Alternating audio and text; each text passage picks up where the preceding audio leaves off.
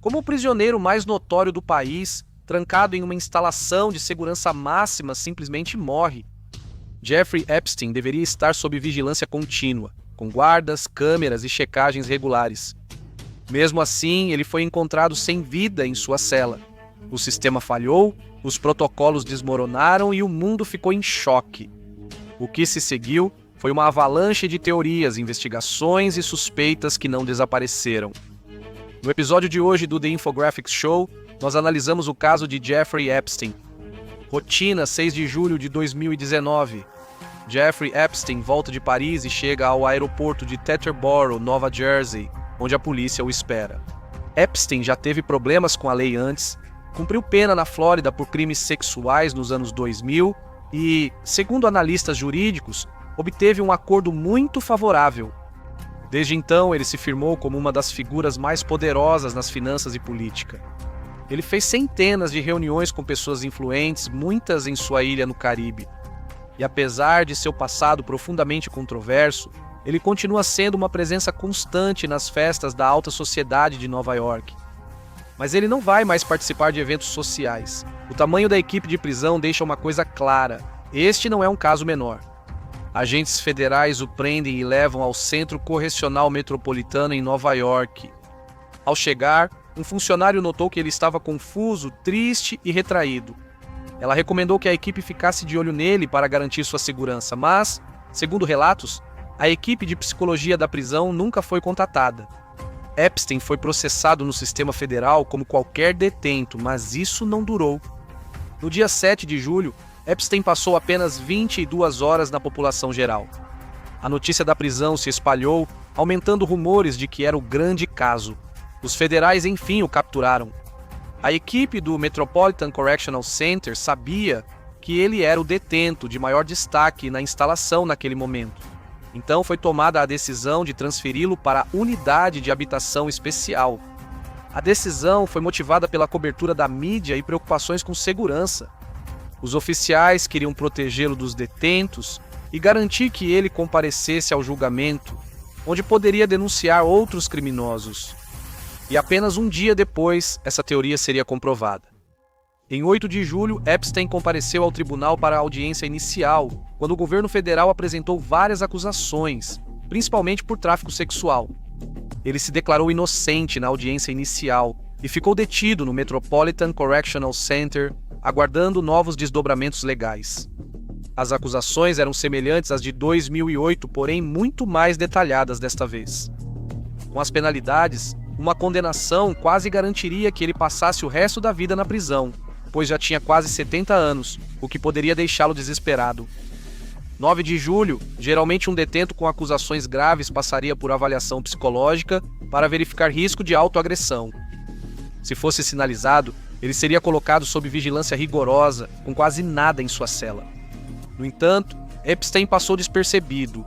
A equipe psicológica da prisão apenas recomendou cautela. Isso permitiu que ele ficasse sob observação psicológica e afastado da população geral para sua segurança, mas sem a proteção extra, já que a espera pelo julgamento seria longa. Em 10 de julho, Epstein fez avaliação de rotina com o psicólogo-chefe da prisão. O registro indicava que ele comia, dormia e conversava com outros detentos. Epstein não estava satisfeito por estar preso na solitária e perguntou se poderia conseguir uma cela individual. Ele foi ensinado algumas estratégias de enfrentamento e continuou negando que representava uma ameaça para si mesmo. O psicólogo disse que ele estava estável e mandou que retornasse à solitária, agora com um colega de cela. Em 16 de julho, Epstein se reuniu novamente com o psicólogo-chefe, desta vez durante um encontro com seus advogados. Negou ter problemas psicológicos. O relatório do psicólogo não indicou preocupações ou necessidade de nova sessão. Eles notaram que Epstein seria vigiado só por rondas e revisões mensais. 18 de julho, Epstein e sua defesa compareceram novamente ao juiz para a audiência de fiança. A equipe de Epstein tentou retratá-lo como detento de baixo risco e pilar da comunidade para garantir sua liberdade sob fiança. Eles sugeriram que Epstein usasse tornozeleira eletrônica e ficasse confinado em sua mansão de 56 milhões de dólares em Nova York. O juiz ordenou que Epstein permanecesse preso, citando alto risco de fuga pelas 20 viagens internacionais no ano anterior e acesso a jatos particulares. A equipe jurídica de Epstein prometeu recorrer, mas por hora ele voltava para sua cela no Metropolitan Correctional Center e não demoraria muito para que ele estivesse nas notícias novamente. 23 de julho, 1h27 da manhã, guardas receberam alerta de confusão na cela de Jeffrey Epstein. O detento foi achado caído na cela, atordoado e semiconsciente. Uma faixa de tecido apertava seu pescoço, já machucando a pele. Não era grave a ponto de exigir internação, mas ele foi para a ala psicológica e ficou sob observação 24 horas para garantir que não representasse risco a si mesmo. Mas nem todos achavam que isso era o que parecia ser. O colega de cela de Epstein era Nicholas Tartaglione, suspeito de assassinato e tráfico de drogas, cujas acusações garantiam prisão perpétua. Tartaglione negou o envolvimento nos ferimentos de Epstein e foi inocentado pelos funcionários da prisão. Mas nem todos aceitaram essa conclusão. Spencer Coven, um advogado que representa várias vítimas de Epstein, argumentou que poderia ter sido um ataque deliberado, uma tentativa de silenciar Epstein antes que ele pudesse fechar um acordo judicial. Foi então que o caso realmente começou a ganhar força na mente dos americanos. Nada oficial surgiu sobre o livro negro de crimes de Epstein, mas todos sabiam que ele circulava entre poderosos e provavelmente tinha provas. A ideia de uma lista de Epstein viralizou, supostos nomes e atos ligados à sua ilha, e muitos acreditavam que os poderosos fariam de tudo para mantê-la oculta. Em 24 de julho, Jeffrey Epstein é transferido para novos aposentos, surpreendendo até diante de sua situação. A cela de observação para detentos de alto risco tem janelas em todos os lados, iluminação 24 horas e elimina qualquer risco. Ele permaneceu até 30 de julho por vontade própria, passando por vários exames psicológicos. Depois, as autoridades o mandaram de volta para a unidade especial para retomar sua estadia na prisão. Então, como as pessoas puderam vacilar pela segunda vez? Em 31 de julho, haveria nova audiência para atualizar o juiz sobre os fatos ocorridos. O julgamento estava previsto para durar de 4 a 6 semanas, mas sem data marcada. Foi mais um golpe devastador e ele passou por nova avaliação psicológica após oficiais notarem sua angústia ao voltar do tribunal. Após a avaliação formal, decidiram que era seguro devolvê-lo à rotina habitual. Foi a calma antes da tempestade. 8 de agosto. As semanas seguintes foram relativamente tranquilas, com Epstein sob rigorosa vigilância. Depois, ele escreveu uma nota nesse período descrevendo amargamente as condições da cela. Ele disse que insetos rastejavam sobre ele à noite, que os guardas o deixaram nu no chuveiro por 1 hora e que Tova Noel serviu comida queimada de propósito. Essas acusações nunca foram totalmente confirmadas ou desmentidas, mas foi um incidente que deveria ter levantado mais sinais de alerta. Epstein se reuniu na prisão com 2 advogados e assinou seu último testamento. Ele designou 2 funcionários antigos como executores e transferiu seus bens para um fundo fiduciário. Foi um grande alerta do que viria. Todos deixaram passar e não foi a única vez. 9 de agosto. A rotina de Epstein na prisão já estava estável e poucos ainda se preocupavam com sua segurança, ao menos aparentemente.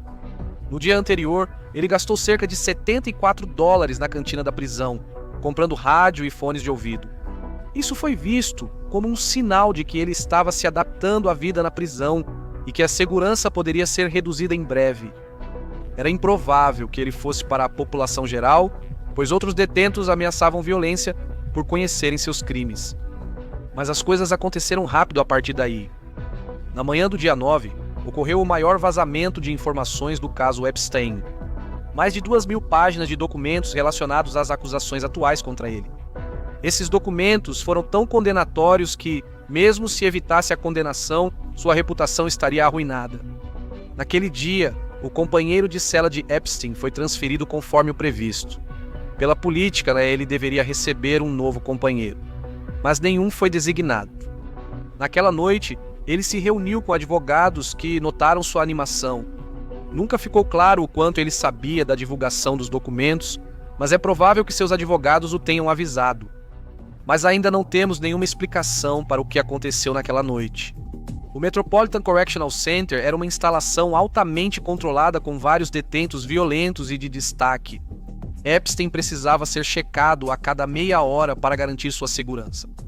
Depois da reunião com o advogado, Epstein foi levado de volta à cela às 18h45 pela agente Tova Noel, que ele já acusara de perseguição. É nesse ponto que tudo começa a ficar estranho. Epstein recebeu permissão para uma ligação não monitorada às 7 da noite, algo normalmente proibido, mas autorizado pelo gerente da unidade. Os registros mostravam ligação para a mãe dele, mas isso não ocorreu. Na verdade, ele conversava com outra pessoa próxima. Quando terminou, Epstein voltou para sua cela, uma cela que agora ele ocupava sozinho. Naquela noite, Noel e sua parceira faziam plantão para as verificações dos detentos. Ambas tinham históricos impecáveis. As câmeras os flagraram pulando as contagens das 4 da tarde e das 10 da noite. Às 10h30, Noel passou pela porta de Epstein sem olhar para dentro. A contagem da cela foi aprovada com informações falsas e o confinamento noturno começou. Não foi a única coisa estranha daquela noite. Os guardas eram obrigados a fazer rondas a cada 30 minutos, mas da meia-noite até as 6h30 da manhã, Noel e seu novo parceiro, Michael Thomas, nunca entraram nas celas. Câmeras mostraram eles dormindo e navegando na internet, enquanto documentos diziam outra coisa. Nesse período, assinaram vários relatórios de contagem falsos, dizendo que verificaram as celas várias vezes. Câmeras do corredor mostraram que ninguém entrou na cela de Epstein. O encobrimento talvez não fosse descoberto se os investigadores não revisassem as filmagens depois. Logo, a falha deles no trabalho seria notícia mundial. 10 de agosto. Eram 6h30 no Metropolitan Correctional Center, hora da refeição.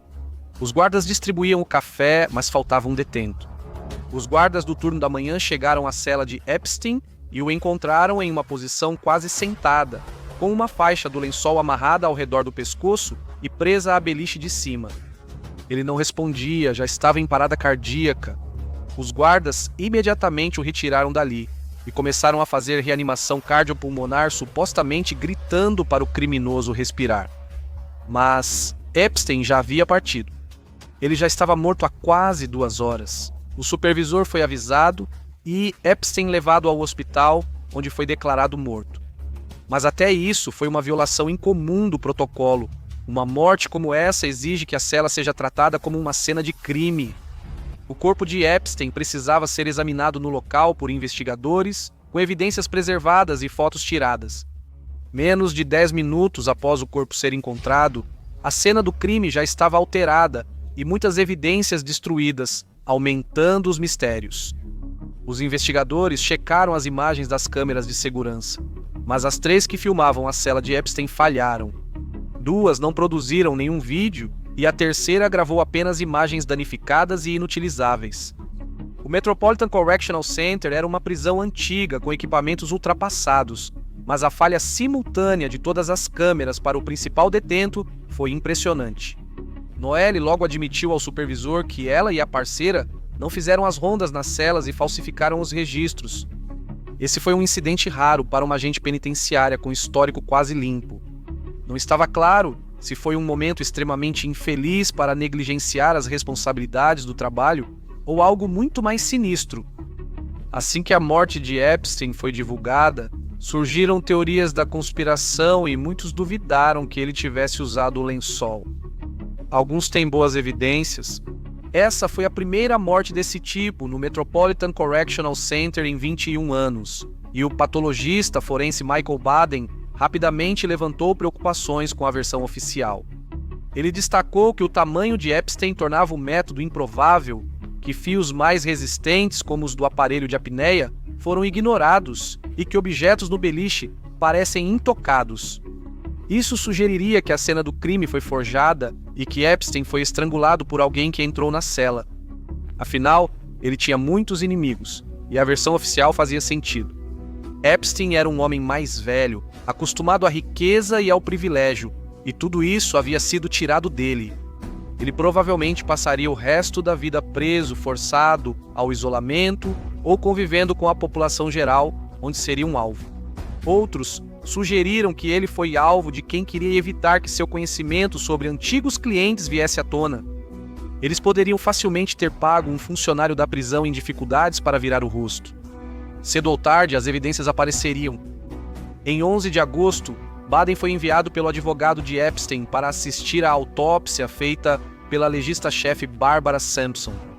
As evidências mostraram que a morte foi por enforcamento auto-infligido, mas a equipe de Epstein contestou e entrou na justiça para acessar mais imagens das câmeras próximas à cela. Eles alegaram que as evidências indicavam assassinato, e essa teoria logo ganhou força na mídia. Isso aumentou a atenção sobre quem teve envolvimento prévio com Epstein e logo traria consequências graves para quem falhou em seu trabalho. 13 de agosto. O primeiro a cair não foi um dos responsáveis diretos, e sim o chefe. O procurador-geral Bill Barr anunciou investigação sobre falhas do Metropolitan Correctional Center e suspendeu o diretor Laminier Ndiaye, nomeando James Petrucci, da penitenciária de Otisville, como substituto. 2 funcionários de plantão naquela noite também foram afastados, mas, diferente do diretor, sua ausência já era considerada permanente. Ainda havia mais por vir, mas antes era preciso resolver pendências. Em 5 de setembro, Jeffrey Epstein foi sepultado em Palm Beach, Flórida. Após a autópsia, seu corpo foi reclamado por um desconhecido, depois identificado como seu irmão Mark, dono de um negócio imobiliário e sem ligação com os crimes do irmão. Enquanto mantinha um perfil discreto, Mark afirmou em entrevistas que as circunstâncias eram suspeitas. O caso era tão notório e as tensões eram tão altas que a família optou por remover as placas dos túmulos dos pais para evitar vandalismo. As consequências só começavam. Em 19 de novembro, o julgamento criminal ia começar, mas não contra Epstein, já que todas as acusações foram retiradas após sua morte. Ghislaine Maxwell nem havia sido acusada, mas era bem mais fácil montar o caso contra Tova Noel e Michael Thomas.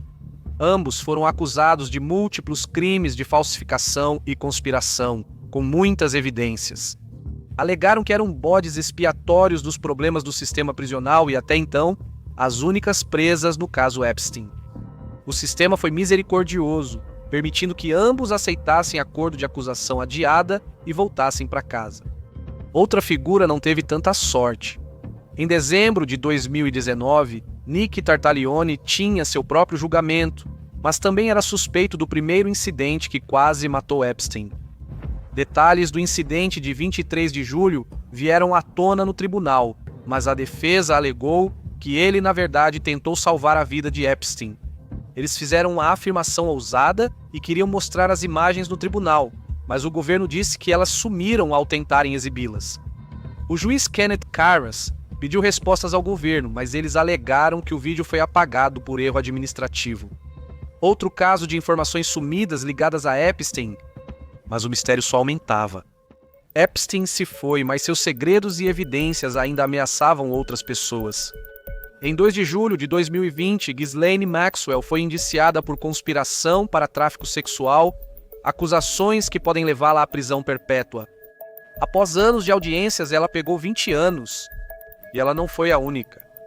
No mesmo ano, o associado de Epstein, Jean-Luc Brunel, foi acusado posteriormente por promotores franceses de crimes sexuais. Mas como Epstein, ele nunca foi julgado. Sua morte sob custódia soou familiar para muitos. Mas um caso não terminaria tão cedo. FBI e Departamento de Justiça investigaram a morte de Epstein no dia em que o diretor da prisão foi transferido. Mas nunca surgiu prova concreta. A investigação durou além da presidência de Trump, prosseguiu sob Biden e terminou com o procurador-geral Merrick Garland. Em 27 de junho de 2023, o Departamento de Justiça divulgou seu relatório.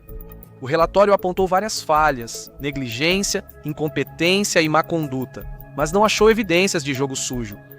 Para muitos, a resposta não bastou. Até 2025, Maxwell segue como única condenada no caso, tendo sido transferida para uma unidade de menor segurança após suposta cooperação com as autoridades. A maioria dos arquivos segue sob sigilo, muitos integram investigações criminais em curso e nenhum cliente foi acusado. Ou seja, independentemente de como ou quem matou Jeffrey Epstein, muitos de seus segredos morreram com ele. A misteriosa morte de Jeffrey Epstein gerou mais dúvidas do que respostas, sendo apenas um dos muitos casos arquivados pelo governo. Assista a 50 segredos do FBI, desclassificados para descobrir o que as agências escondem, ou clique neste vídeo.